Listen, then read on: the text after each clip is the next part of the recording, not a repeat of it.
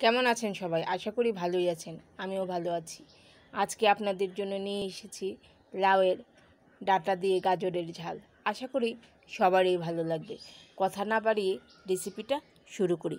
প্রথমে আমি কড়াই আঁচে বসিয়ে দিয়েছি। কড়াই গরম হয়ে আসলে 1 কাপ পরিমাণ সয়াবিন তেল দিয়ে দিয়েছি। তেলটা গরম হওয়া পর্যন্ত অপেক্ষা করেছি। আর এদিকে আমি পাঙ্গাস মাছের মধ্যে আমি লবণ এবং হলুদের গুঁড়া মাখিয়ে রেখেছিলাম। তারপর তেলটা গরম হয়ে আসলে আমি মাছগুলো ছেড়ে দিয়েছি। তারপর একে একে ভেজে নামিয়ে নিয়েছি। এই তেলের মাঝে পেঁয়াজ কুচি দিয়েছি। পেঁয়াজটা একটু বাদামি রঙের হওয়া পর্যন্ত অপেক্ষা করেছি। তারপরে আমি 1 চা চামচ পেঁয়াজ বাটা এবং রসুন বাটা দিয়েছি। তার সাথে 1 চা চামচ আদা বাটা, জিরা বাটা দিয়েছি।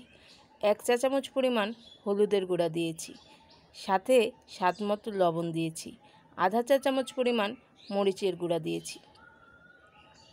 স্বাদ মতো চিনিও দিয়েছি। তারপর ভালোভাবে মশলাটা কষিয়ে নেওয়ার চেষ্টা করেছি। তেলটা যখন উপরে উঠে এসেছে তখন আমি টক দই দিয়েছি।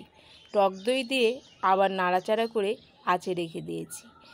তার কিছু সময় পর আমি লাউয়ের ডাঁটা এবং ঢেঁড়স দিয়ে দিয়েছি। তারপর নাড়াচাড়া করে নিয়েছি। নাড়াচাড়া করে আঁচে রেখে দিয়েছি। তার মশলাটা যখন ভালোভাবে মিশিয়ে এসেছে তখন আমি জল দিয়ে দিয়েছি।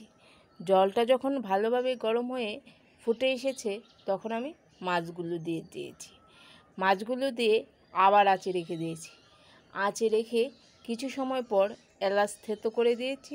তার সাথে দারুচিনি দিয়েছি। এলাচ থেতো করে দিয়েছি কারণ যাতে তরকারির সঙ্গে ভালোভাবে মিশে যায়। তারপর আবার অপেক্ষা করেছি। ঝোলটা যখন ঘন হয়ে এসেছে এবং মাখো মাখো অবস্থা হয়েছে তখন আমি নামিয়ে নিয়েছি এবং গরম ভাতের সঙ্গে পরিবেশন করেছি। চাইলে আপনারা এভাবে বাসায় করে দেখতে পারেন। আশা করি ভালো লাগবে। আপনারাও ভালো থাকেন এবং এই গরমের মাঝে বেশি বেশি পানি খান এবং আমার জন্য দোয়া করেন। আমিও যেন ভালো থাকতে পারি।